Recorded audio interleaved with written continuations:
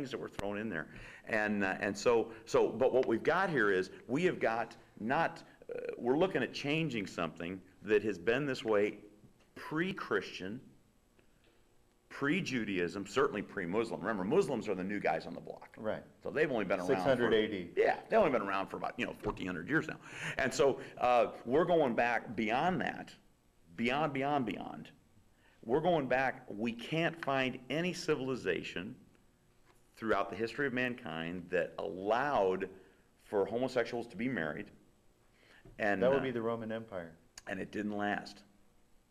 And nothing lasts forever but the earth. And by the way, it's an interesting study, because one of the things that many people believe, and I'm somewhat of a historian, I don't want to hold myself out as that.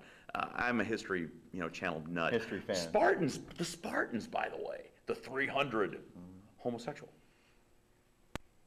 One of their that's all you got to do is go to historychannel.com and find out, and it'll give you all that. One of the things that were done when the children were, of course, most children were destroyed. They were examined, and if there was any birth defects, the children were laid out in a holy place and were allowed to die. Only the best, the brightest, the beautifulest children were done. At age 7, they were taken from their parents, and they were given basically to one of the secret guard to be raised. And from that day forward, all they knew was homosexual sex till the day that they were married. That was the Greek way. It was the Greek way. That culture, it wasn't the Greek way, it was the Spartan way, by the way. Now we want to make it clear. But Athenians and But the Spartans took it to the next step. And as a result of that, the Greeks took them over. Was that a noise we need to be scared about? Okay. And so I heard a click, and so, but again, it's one of those interesting, and I was just studying this last week, unrelated to what we're doing here, by the way. But I found that as interesting because the Greeks, who certainly, they did their Olympics nude, they wrestled nude, there was a lot of homosexual activity, but they understood the importance still of marriage. Marriage was still the institution that continued to take them forward as a civilization, marriage between a husband and a wife. I don't know that there's any civilization that ever allowed marriage between homosexuals, men or women, because one of the problems is, and this is an interesting study, and I did look this up, protecting marriage, and this is by, he calls himself a liberal Democrat. And this was out of USA Today.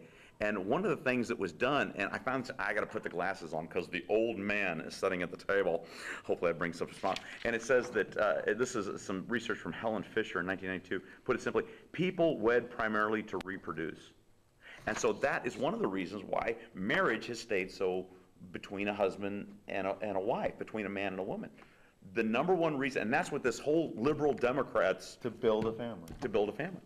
Thus, we don't need to get married unless we're going to build a family. Well, that's not entirely true. Well, and there are 1,400 rights that marriage confers. Ooh, you got me there. Can you start naming probably those? One of the How much tape do we have? Yeah, but one of the most important ones is if your loved one is injured and you're not immediate family, you're not getting in the hospital. Yeah, and I don't know that that's quite the issue that it used to be. As a pastor, I'm not immediate family. It's amazing where I can go these days. But it's back to that one of the key things is, and that's why we'll come back to, we'll go down to the civil union thing, which I don't understand. Heterosexuals can enter into civil unions, by the way, as well. Right, but the civil union thing is the proper role of government because marriage is a religious institution.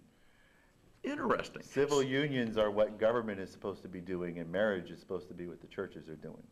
So why are we fighting a debate over marriage when civil unions are there that are non-religious? Well, because we've got Proposition 8, and it says nothing about civil unions. It's about marriage.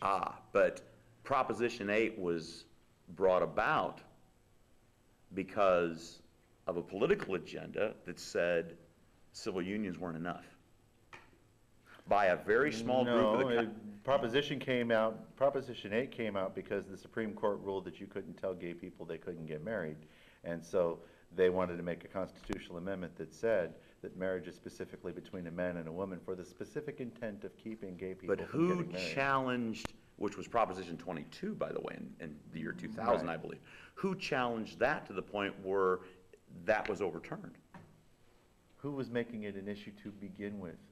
And that's a Gay good people point. just want to get married. Leave us Right. the hell alone, let us do what we're gonna do. But see, there's where the issue comes in, because it's not about, civil unions are there. And civil unions do confer many of the 1,400 things, but the problem is it wasn't enough for the political agenda. And that's really why we're here.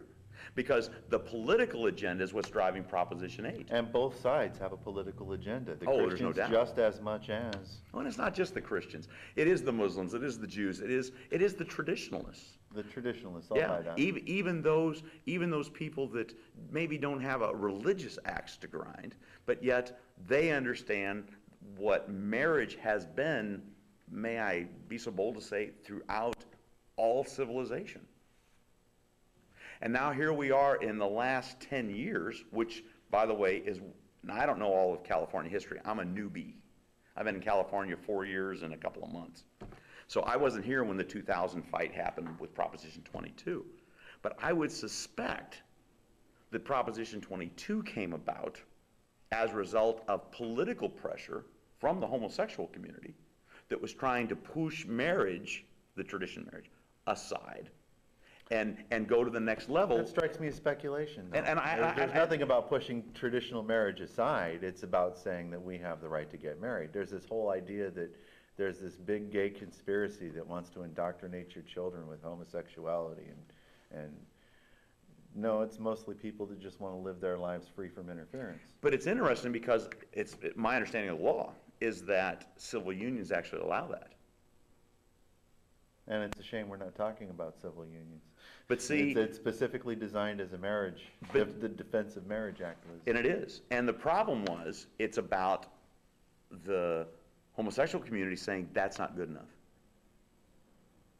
We Well, want no, marriage. gay people should be able to get married. It's not good enough. Let But- them live but their it's lives interesting- free from interference from the religious But right. here's what you already said. Marriage is a religious institution Mm-hmm. where civil unions are not. And by government abrogating marriage, it's muddied the waters. But once again, it's interesting because the U.S. government didn't muddy those waters. The Egyptian government did 4,500 years ago. And the Roman government did when it recognized marriage. And so what we've got here is, we have got all of civilization as a tradition. And it's once again, I'm not an expert in history, but what we're talking about is throwing out,